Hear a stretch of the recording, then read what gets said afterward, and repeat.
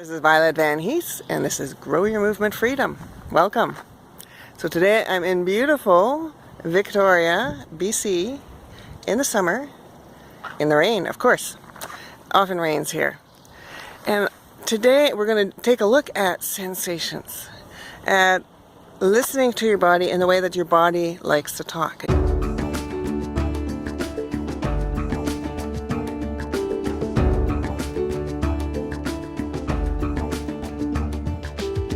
Noticing sensations is a way to make something real. Instead of it being sort of an event that happens to you, it's an actual experience that you can give some words to. You can explain it to yourself. You can add some words that give it something that you can work with. Also, when I'm noticing physically how I'm doing something or how it feels, I can use my hands and my feet. Where are they? Down there somewhere. To help me know all sorts of things about how this is working for my body, what kind of experience I'm having with it, whether I can change the sensations, and does that change the experience for me. So you can maybe think about sensations as being the clean information that comes in, the actual experience that's going on, before we interpret it in our brains. So it's like, what's just the sense of this, the feeling of this? So for example, I might have my whole hand out here and I might feel that the air is a little bit cool. Right? So that's a sensation in there. I might also notice that there's rain falling, so there's wetness in my hand. And so there's a wet feeling that comes, and my fingers are a little bit more sticky then. And it's a little cooler when the water drops on my finger. Those kinds of things are sensations. And I can feel them with my hands, and I can feel them with my feet. So you can play with sensations that you can actually feel in your nervous system, in your hands and your feet as a place to start. And here's the thing about sensations. Our experiences in our body are fed by our sensations. And if we have a habit of how we hold things, so if my hand is like this, if my hand is tight, and I kind of have a feeling that my hand is tight, and I touch the world, my world's going to feel hard. Right? Like the expectation of the sensation is going to be that it's going to be hard. And the world does feel hard. But if I can change and play with the sensations, so maybe I can find out, what would it feel like if I felt with a soft hand? So if instead of coming in with a hard hand, I just allowed it, just very gently, to feel a little bit soft. And then, this tree gives me a different sensation. I feel it differently.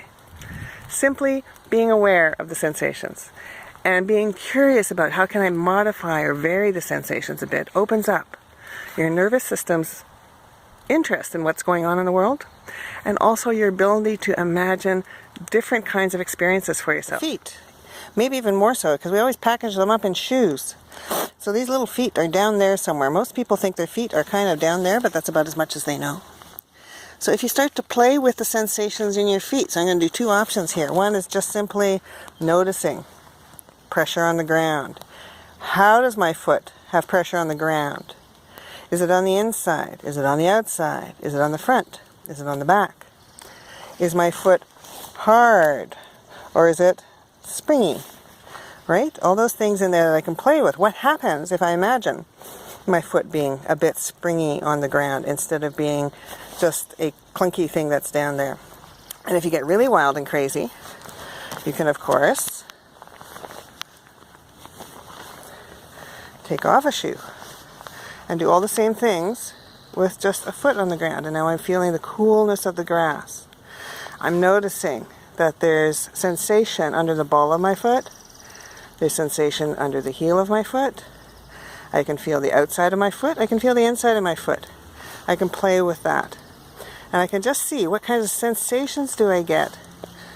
And what kind of foot do I have if I play with those sensations? Is it different than my normal sense of my foot? And then you can ask yourself the fun question. If I notice the sensation in my hand or my foot, do I notice my hand or my foot differently? Or if I notice a variety of sensations in my hand and my foot, does my hand or my foot feel different? Does it seem different to me? Does I experience it differently? See if this changes what you notice about your world. See if this gives you something new that comes to mind. It's like, I never knew that I always had a hand that was like this, and then I touch the world, and then of course the world feels hard. And it just reinforces everything I think about my hand. Whereas if I simply think about my hand being a little bit more like a jellyfish, or a little bit more like whatever it is that you think of when you think of this kind of movement. If I imagine that and sense the world in that way, what are the sensations that I get? And what does my hand feel like? And what do I experience my hand to be like when I have those kinds of sensations? It's an interesting way to play with things and to open up what your body can tell you about the world and about how the world works for you. So have fun with this. Have fun exploring this. You can go in bare feet. You can always go in bare hands. It's summertime anyways, right? Do this just with curiosity, with interest. You don't have to be crazy. It can be just touching a leaf, touching this, touching that. Just have some fun with it. Have fun exploring this.